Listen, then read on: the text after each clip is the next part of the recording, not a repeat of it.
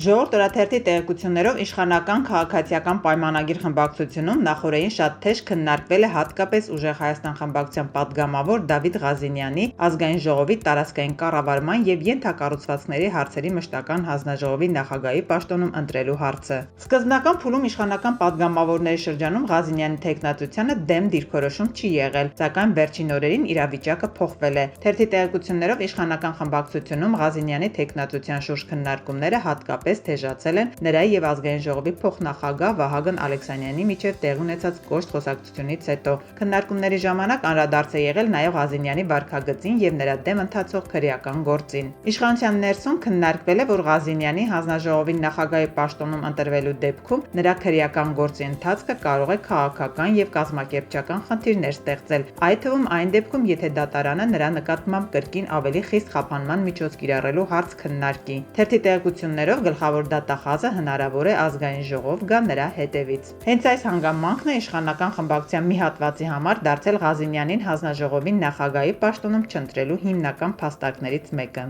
Գրում է թերթը։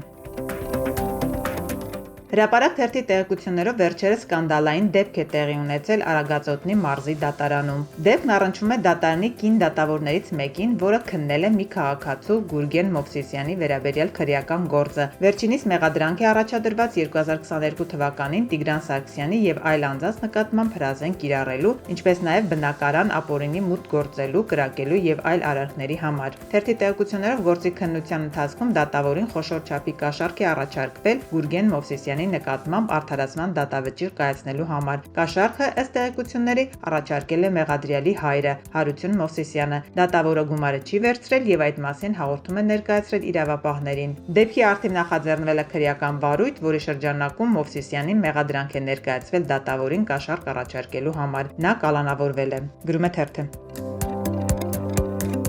Հրապարակ թերթը գրում է. բանակում ոչ մարտական պայմաններում զինվորների մահվան դեպքերն ամենից շատ են զայրացնում հանրությանը։ Օգոստոսի 20-ին Ճամբարակի զորամասում տեղ ունեցած դաժան վրաերթն ու մահվան դեպքը Սուրեն Պապիկյանի համար կարող են ճակատագրական լինել։ Թերթի տեղեկություններով բանակում և պաշտպանության նախարարությունում զինվորականների շրջանում ևս մեծ դժգոհություն է առաջացել նախարարի դեմ, քանի որ ակնհայտ է նա չի կարողանում բարդ և պատասխանատու այս համակարգը ղեկավարել։ Հատկապես Ճամբարակի դեպքից վրդովված են զինծառայողների ծնողները, նրանցից մեկը հայտարարել է, որ նախարարությանը դատի է տալու։ Գրում է թերթը։